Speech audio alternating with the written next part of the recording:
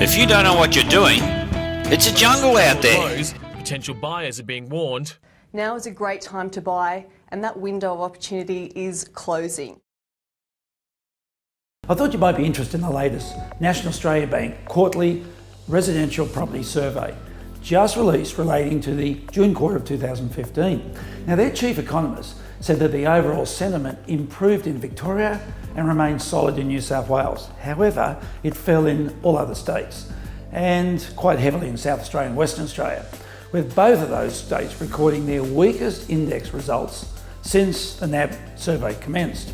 It also states that the housing price growth over the next year or two was unchanged, with expectations of growth somewhere between 2.1 and 2.3%. However, it did emphasise that the stronger expectations around New South Wales and Victoria actually offset weaker expectations around the other states. Now, the survey also recorded that owner-occupiers, or people upgrading, were also far more active in the last quarter in both brand new built properties and resale markets. Whilst the traditional investors, that is, people who are not first home buyers, were accounting for 1 in 5 sales in both the new and established property markets.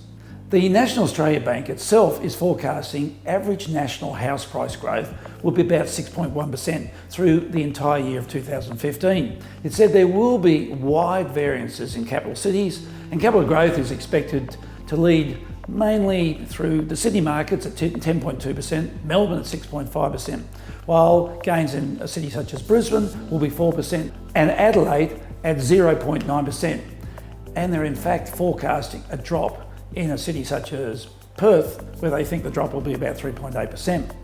Now, looking to next year, they're suggesting that house price growth will moderate to around 3%. But interestingly, they expect growth to accelerate in Brisbane, close to us, at about 4.8%. Adelaide will remain pretty much static, with falls in other states such as Perth and so on. And of course, Sydney and Melbourne markets will see lower growth at maybe just somewhere around 3.9, maybe even as modest as 3.1 in Melbourne.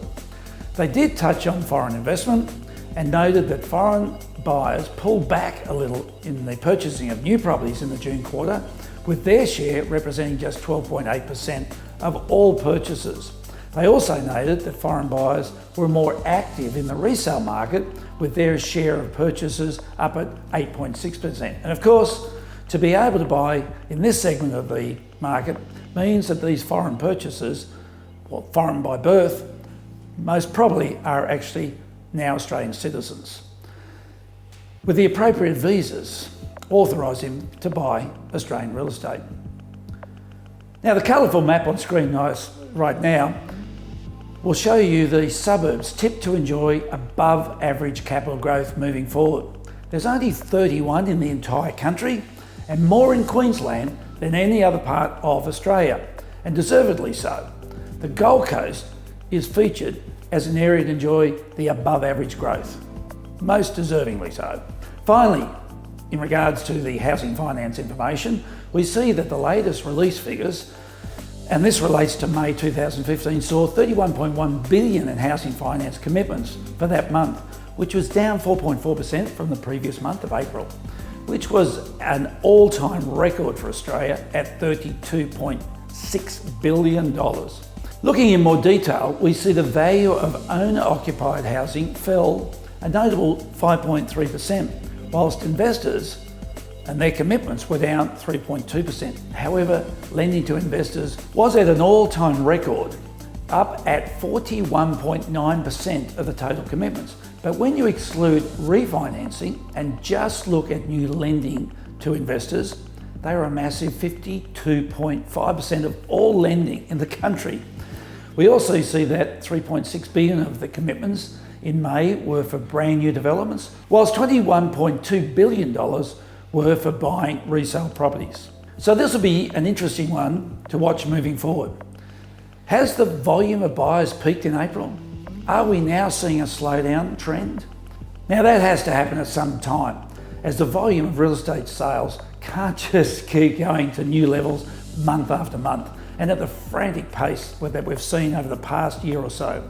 This doesn't mean that the market is heading towards any major downturn. It just means that the growth in property values should start to ease as we get a better balance between supply and demand.